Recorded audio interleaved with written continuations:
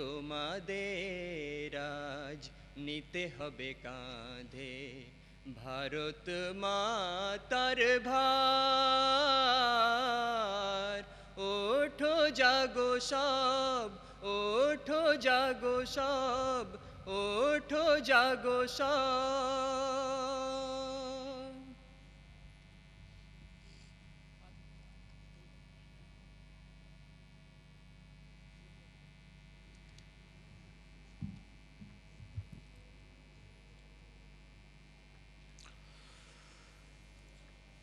आज के कार्यक्रम के विशेष अतिथि परम श्रद्धेय स्वामी आत्मप्रियानंद जी महाराज जी, मंच पर दोनों तरफ उपस्थित परम श्रद्धेय संत वृंद एवं सज्जन विशेष वृंद, आज के कार्यक्रम के मुख्य अतिथि डॉक्टर माधवन नायर जी, विवेकानंद सार्ध जन्मशती समारोह समिति के इस प्रदेश के अध्यक्ष मेजर जनरल के गंगोपाध्याय महोदय, विवेकानंद केंद्र की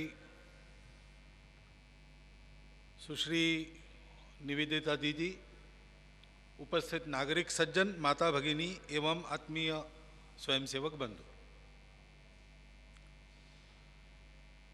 अभी तक के वक्तव्यों में स्वामी विवेकानंद का जीवन और उपदेश, स्वामी जी के सार्ध जन्मशती के आयोजन में संकल्पित कार्यक्रम और उनका उद्देश्य और वर्तमान संदर्भ में इस प्रकार स्वामी जी के स्मरण और अनुकरण की आवश्यकता, ये सब बातें आ गई है।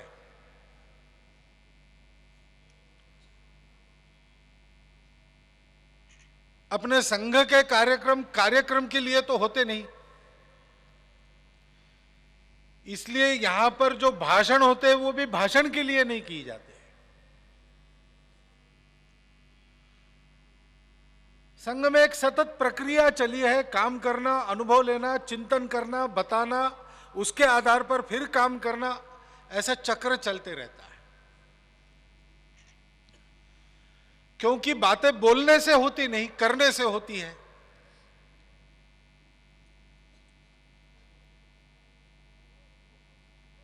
स्वामी जी जैसे लोकोत्तर पुरुष बिरला होते हैं।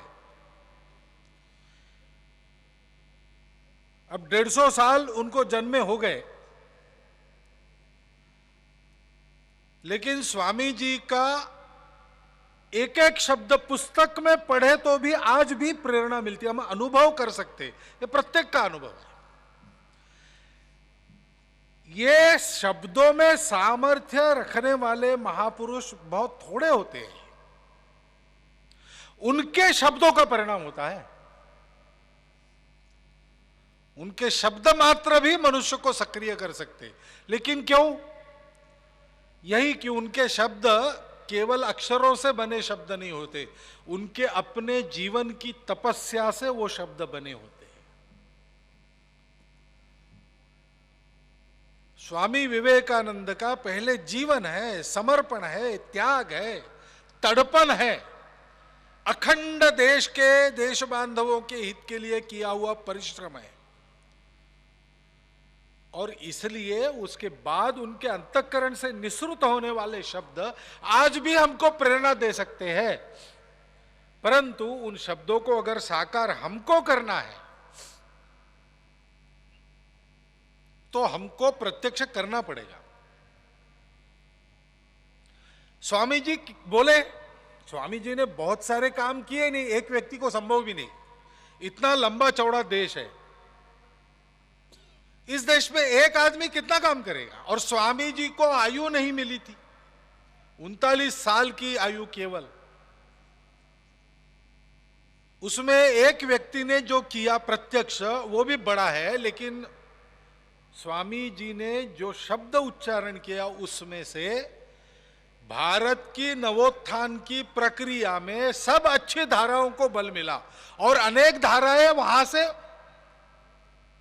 उनका उद्गम हुआ। आज का भारत, आज के भारतीय लोगों की आकांक्षा, उनका पराक्रम, उनके जीवन में आई हुई भव्यता दिव्यता, इसके मूल में क्या है, ऐसा अगर हम खोजते हैं तो हमको उस समय जाना पड़ता है 1857 के बाद हिंदू नवोत्थान का, हिंदुस्तान के, भारत के नवोत्थान का एक युग प्रारंभ हुआ। सारी दुनिया के इतिहास में मिलकर जितने नहीं हुए उतने महापुरुष अध्यात्म से लेकर तो अर्थकारण तक सब क्षेत्रों में